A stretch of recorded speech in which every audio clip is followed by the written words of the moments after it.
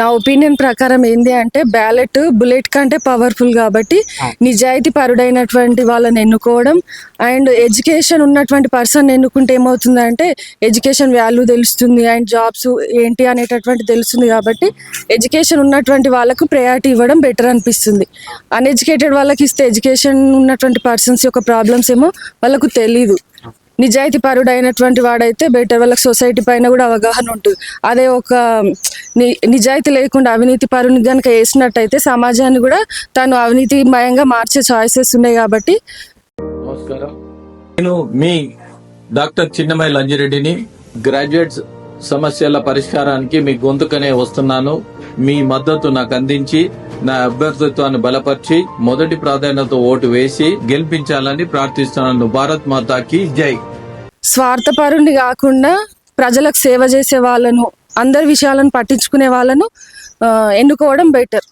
ఇప్పుడైతే రెండు పార్టీల వ్యక్తులది బాగా పోటాపోటీ తత్వం కనిపిస్తుంది. ఎవరైనా సరైన నాయకుడు అని అనిపిస్తుందా మీకు ఇప్పుడున్న అభ్యర్థుల్లో? ఈయన అయితే ప్రజల పక్షాన నిలబడి మాట్లాడే అవకాశం ఉందని ఏమాత్రం అనిపిస్తుంది? నాయకులు ఎట్లా ఉన్నారంటే ప్రజల ముందుకు ఓటు అడగడానికి వచ్చినప్పుడు ప్రలోభాలకు గురి చేయడము, ఇది చేస్తాం అది చెప్తామని చెప్పేసి హామీలు ఇస్తారు. గెలిచిన తర్వాత మాత్రం పట్టించుకొని దాఖలాలు చాలా ఉంటాయి. అలాంటి నాయకులను చాలా మందిని చూస్తున్నాం. కాబట్టి ఒకటి ఏంటంటే నా ఒపీనియన్ ప్రకారం ఎవరికైతే ఈ ఎమ్మెల్సీ ఓటు హక్కు ఉందో వాళ్ళు చాలా వరకు ఆలోచించి ఓటేయడం మంచిది. ఎలాంటి ప్రలోభాలకు గురి అవ్వకపోవడం బెటర్. ఇప్పుడు ఒక బుల్లెట్ అనేది ఒక ప్రాణాన్ని ఎట్లా తీస్తుందో ఒక ఓటు కూడా, అంటే ప్రతి ఒక్క ఓటు కూడా మన సమాజాన్ని ఒక నిర్మించేటటువంటి దశ ఉంది. కాబట్టి ప్రతి ఒక్కరు కూడా ఆలోచించి ఓటు హక్కును వినియోగించుకోవడం బెటర్. అంటే అసెంబ్లీ ఎన్నికలు అనేటివి కామన్ గా ప్రతి ఒక్కరు వేస్తారు కాబట్టి డబ్బులకు బీరు బిర్యానీకో అలవాటు పడి అమ్ముకునే పరిస్థితి. ఇది మాక్సిమం ఒక గ్రాడ్యుయేషన్ డిగ్రీ చదువుకున్న వాళ్ళు అవగాహన కలిగి ఉంటారు ఓటు పైన కూడా. కాబట్టి అట్లాంటి వ్యక్తులు కాబట్టి ఈడ ఎవరికైతే ఎలాంటి నాయకులకైతే వేసుకుంటే బాగుంటది, మీరు ఏం చెప్తారు? ఇప్పుడు కొత్త వేసే పట్టాభద్రులకు కూడా ఎవరైతే మనకు సరైన నాయకుడు, మనం తీన్మార్ మల్లరని చూసినట్లయితే అప్పుడు నిరుద్యోగుల తరపున పోరాడతానని చెప్పేసి వచ్చిండు.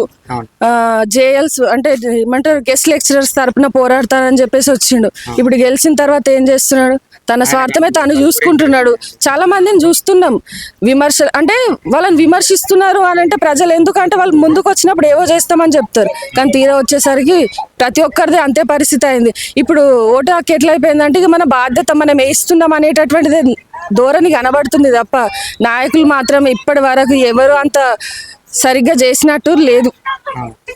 అంటే ఈ పార్టీల ప్రభావం ఏమైనా కనిపిస్తుందా ఇప్పుడు పోటీలో? చాలా వరకు ఇప్పుడు బీజేపీ కానీ కాంగ్రెస్ కానీ ఎప్పుడైనా సరే ఇప్పుడు నిజాయితీ పరునికి ఓటు వేయాలి, తనని ఎన్నుకోవాలని ప్రజలు అనుకుంటారు. కానీ ఇక్కడ ఏమైపోతుంది, పార్టీల ప్రభావం వల్ల వాళ్ళు చేయలేకపోతున్నారు. వాళ్ళ యొక్క అసలు వాళ్ళకు ఏమంటారు స్థానం ఉండదు. ఇంకా వాళ్ళు చేద్దామని అనుకున్నప్పటికీ వాళ్ళకి అధికారం లేకపోయేసరికి ఏమైపోతుందంటే వాళ్ళు ఏం చేయలేకపోతున్నారు. కాబట్టి ఈ పార్టీల ప్రభావం చాలా వరకు ఉంది. ఈ పార్టీల ప్రభావం తగ్గాలి.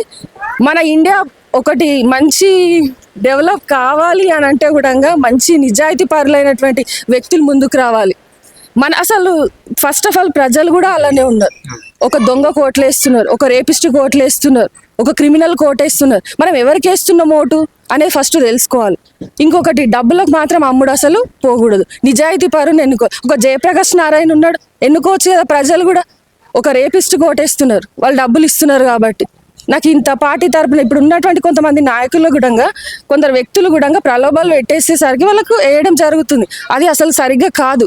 సొసైటీని నిర్మించాలంటే ఒక మంచి విద్యావంతుడైనటువంటి వ్యక్తి, నిజాయితీ పరుడైనటువంటి వ్యక్తి మాత్రమే నిర్మించగలుగుతాడు. అలాంటి వాళ్ళకి చాయిస్ ఇవ్వాలి. ఇప్పుడున్నటువంటి ఎమ్మెల్సీలకు పోటీ చేస్తున్నటువంటి వ్యక్తుల్లో కూడా నాకు అంత మంచి నిజాయితీ పరుడు ఎవరు కనబడట్లేదు.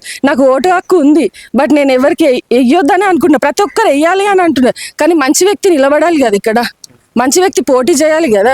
మంచి వ్యక్తి అని వస్తారు, తర్వాత పట్టించుకోకపోవడం. ప్రజలు ఏమైపోయినారు అని అంటే వాళ్ళ దగ్గర డబ్బు పెట్టలేని పరిస్థితి ఉంటారు కాబట్టి వాళ్ళకు ఓటేయ్యారు. వాళ్ళు ప్రజల్లో వాళ్ళు ముందుకు రాలేకపోతున్నారు. అలాంటి వ్యక్తులు రావాలి. అలాంటి వ్యక్తులను ప్రజలు కూడా ఎంకరేజ్ చేయాలి. కానీ ఇక్కడ ఉన్నటువంటి పార్టీలు ఏం చేస్తున్నాయంటే తొక్కేస్తున్నాయి. అలాంటి వ్యక్తుల యొక్క ప్రభావాన్ని తొక్కివేయడం ద్వారా వాళ్ళు అలాగే ఉండిపోతున్నారు. ఈ సమాజం అనేటటువంటి డెవలప్ కాలేకపోతుంది. సమాజ నిర్మాణం జరగాలంటే ప్రతి ఒక్కరు కూడా ఓటు హక్కును సరిగ్గా వినియోగించుకోవాలి. ఒక ఆయుధం. మన ఒక్క ఓటు వల్ల కూడా ఏదో నిర్మించబడకపోవచ్చు. కాబట్టి బ్యాలెట్ బుల్లెట్ కంటే పవర్ఫుల్. కాబట్టి ఆయుధంగా మనం వాడుకోవాలి. అంబేద్కర్ కూడా చెప్పిండు, ఆయుధంగా వాడుకున్నప్పుడు మన సమాజం అనేటటువంటిది డెవలప్ అవుతుంది.